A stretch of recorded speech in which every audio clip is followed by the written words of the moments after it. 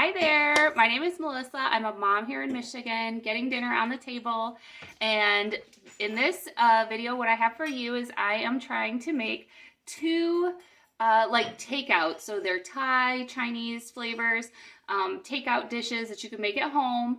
That way you know the ingredients going into them. Obviously you get way better value when you can make it at home. Your costs are gonna be way less. And so I hope you check it out. Here we go, everything we need to make chicken teriyaki. Start with a marinade, so you need to chop up your chicken. I am making more than the recipe calls for. I'm making 1.5 amount. The original recipe calls for 1.5 pounds of chicken, and I got a little bit more than 2 pounds of chicken diced up. Chicken breast cut up really small. Don't get overwhelmed with lots of ingredients. I'm gonna talk you through it. We got brown sugar, some cinnamon, some sesame oil, soy sauce, apple cider vinegar, ginger and garlic, some limes, and this is just regular chicken broth.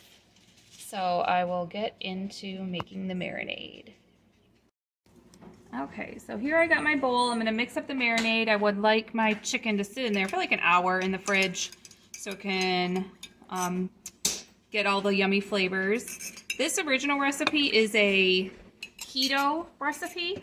I don't have all the keto things, so my recipe won't be keto, but if you are keto, you'll know, and I'll link the recipe. So it says 6 tablespoons of bone broth. I'm just using chicken broth. You need 3 tablespoons of amino acids. I've heard people really like that. I'm using soy sauce, but I'm interested to try it. Comment if you have tried it, what you think of it. Is it like the same price? I don't know. Always thinking about price, I am. Like I said, I'm making a little bit extra because I have extra chicken. So, follow the original recipe if that's how much you're making. But I put like 1 extra tablespoon of the soy sauce. It calls for a teaspoon of fish sauce, but my husband does not like fish sauce. He can taste it in anything. If we order out or anything, he always that's got fish sauce, I can taste it, and he doesn't like it.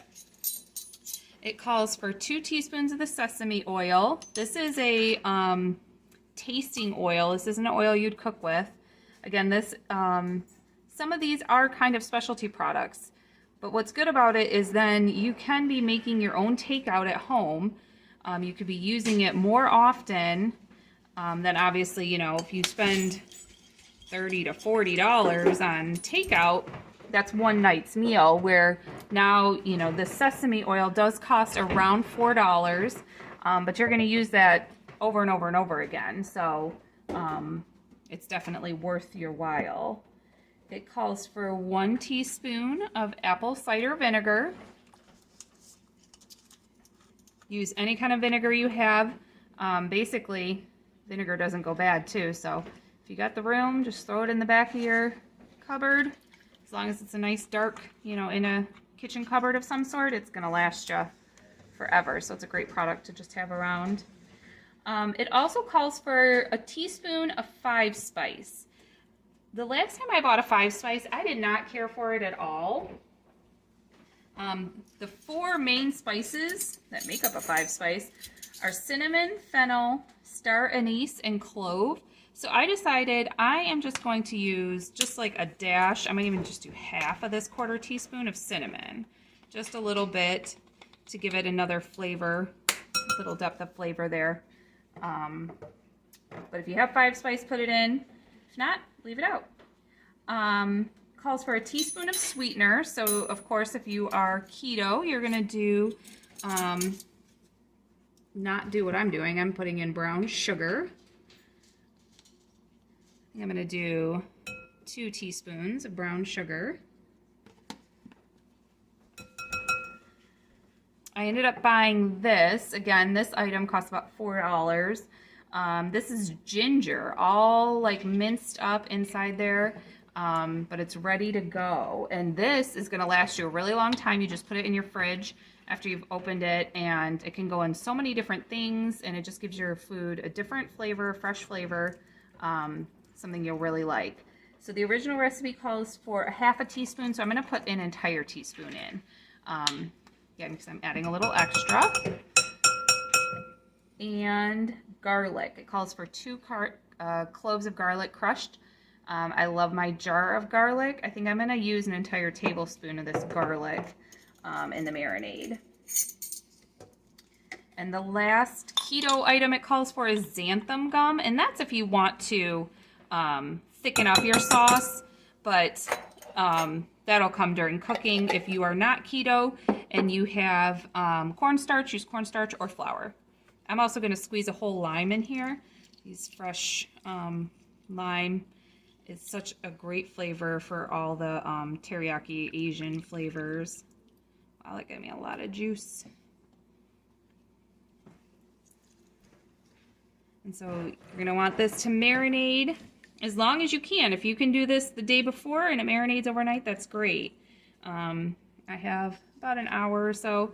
I'm going to put it in the fridge and marinate it. I ran out of Ziploc bags. That's always a great thing because then you just are able to discard it.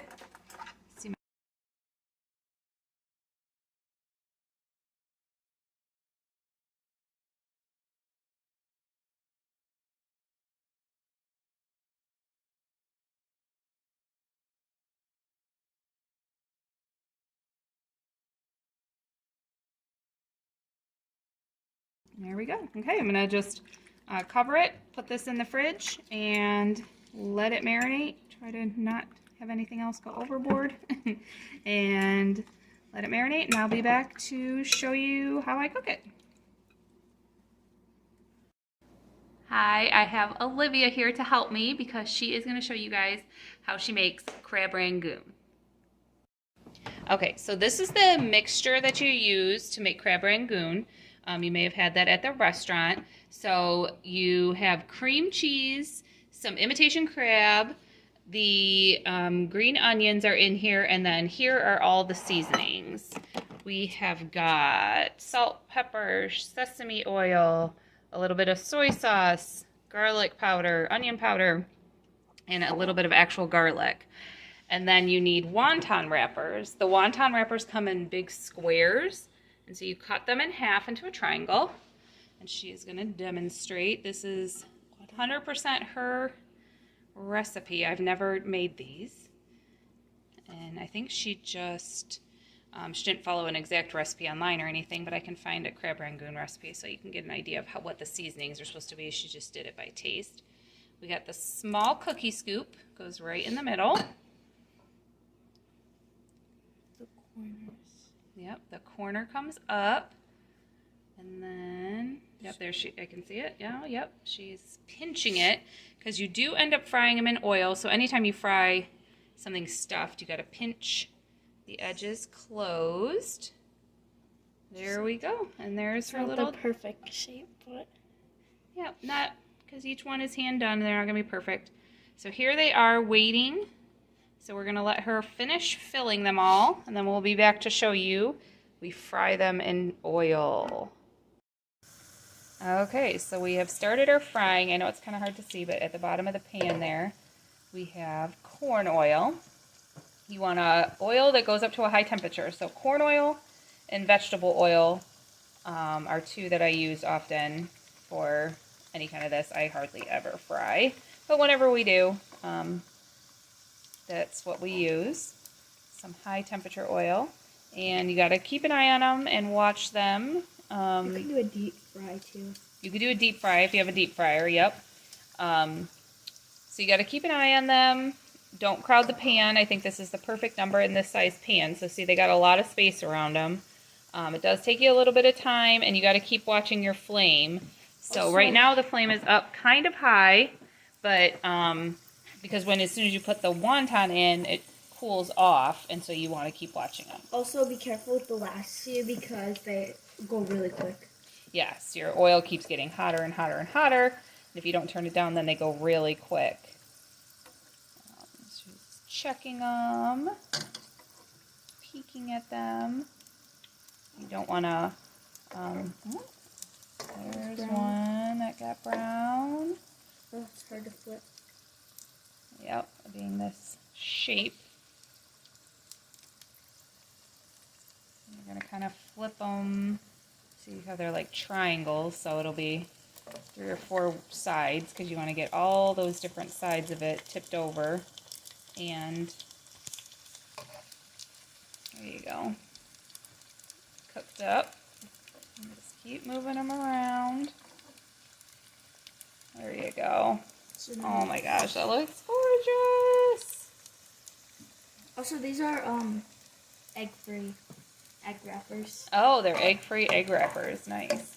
And you find the wonton wrappers, I've learned this, in the tofu section of your grocery store. So, which is usually like a cold area. Ours is near like yogurt and stuff like that. There's tofu, but that is where you'll find the egg roll wrappers. So that's another tip. Sometimes they're hard to find. All right, we will come back after they're done and plate it up. Okay, so I'm gonna try and cook up both of my dishes at the same time, up in my game. Let me see how we do. Okay, so I do have a wok, which is fun. So if you have a wok, use it for your chicken teriyaki. But if not, it will go fine in any kind of pan. I'm gonna put a little bit of oil. I already got the flame on this one. You want it to be hot when you put everything in. I'm gonna do this.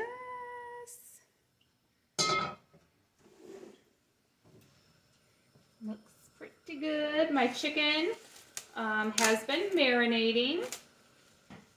And this is a real, it's got a lot of juice left, so you want some of that, but I don't want all of that juice to go in there. So I'm going to use my spoon here. I'll show it to you. It has holes in it so that I don't get all the juice as I put it in there. Because it spits out at you. Do you see that? All right. Let's see how this is going. Looks good. I got my heat all the way up because it's a lot of chicken, obviously, to cook. This is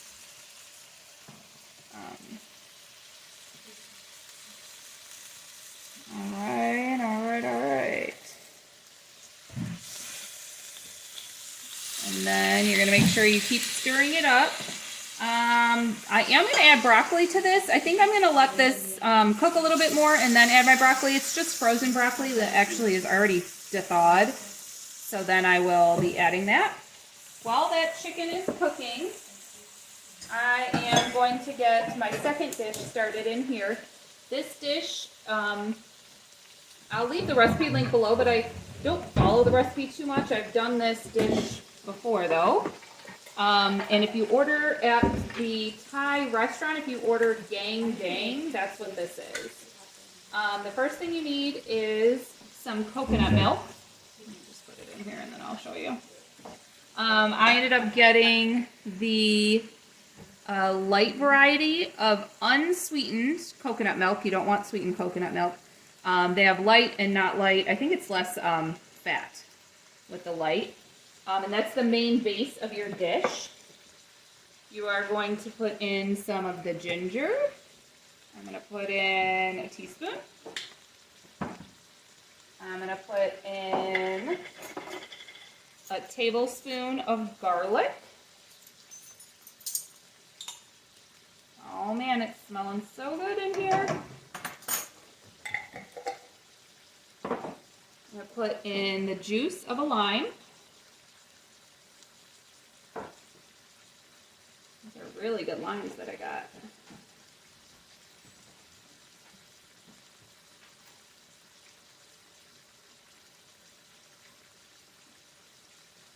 And then you are going to bring this up to a really good boil and you're going to put in peppers and onions. You could have started the peppers and onions and then add this, but this is the way I did it, so this is the way we're doing it. So we're going to put the peppers and onions in and let them cook till they get soft. This is going to, you can use whatever kind of protein you want for your gang dang. You can, I'm going to end up doing shrimp because I have chicken tonight, so I wanted 2 different things.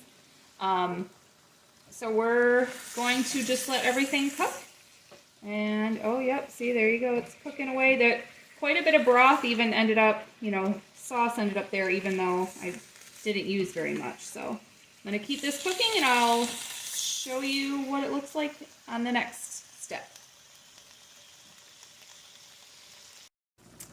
Okay, I'm back. We've got our broccoli in with our chicken now. Like I said, it was frozen, mostly thawed. It did give off even a little bit more water, but I'm letting it cook. I think it'll get the chicken tender. You might not end up using all that sauce when you go to eat it, but it'll help tenderize the chicken. Our peppers and onions are looking really good. You're going to drop in 1 pound of thawed shrimp. I ended up, they have the tail off, peeled, deveined, totally ready to go. We got a little bit of water at the bottom, so I'm going to get my hand in here and just drop them down in here. Shrimp take just like 3 minutes, especially with how high up this temperature is. And again, you can do chicken, you can do, you know, I don't see too much beef with coconut milk dishes, but chicken definitely is an option. We like shrimp, or you can do crab or anything else like that you like.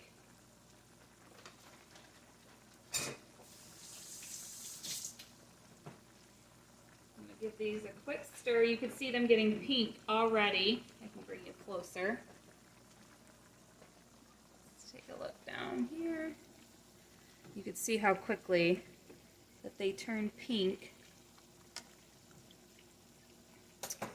Wanted to show you 2 other things that I ended up adding to the coconut dish. I added 2 tablespoons of this. This is called sambal. And you find this in the Asian aisle of the grocery store. So with this amount, with 2 tablespoons, I would say if you were ordering Thai food at the restaurant, I would call this medium. So I would do 1 tablespoon for the whole dish for a mild, 2 tablespoons for medium, and so on and so on. If you like it hot, you just go crazy. These are doing really good. And so I added 2 tablespoons of sambal to make it spicy and 1 teaspoon of brown sugar to bring that back down. You gotta even it out. The next thing, we're just about done because this dish is done. Like I said, I'm just letting that chicken continue to cook. It just gets more and more tender. These shrimp are really doing good.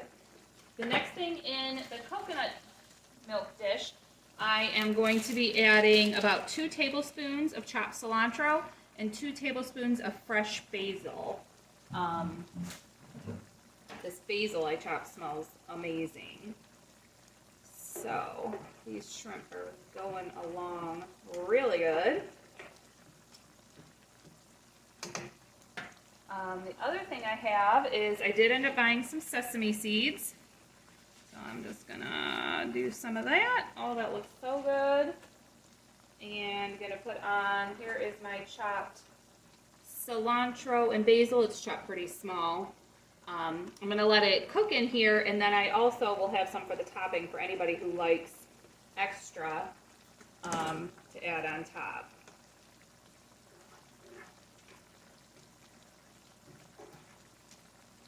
I also, I am serving brown rice is the starch I'm serving with this. We have, I did it in the Instant Pot. This is my tried and true brown rice recipe. Is 2 cups of brown rice, 2.5 cups of water for 18 minutes with natural release in the Instant Pot. And it comes out perfect every time, fluffy and gorgeous. So I'm gonna plate this up. And this is what we're having for dinner tonight, takeout at home.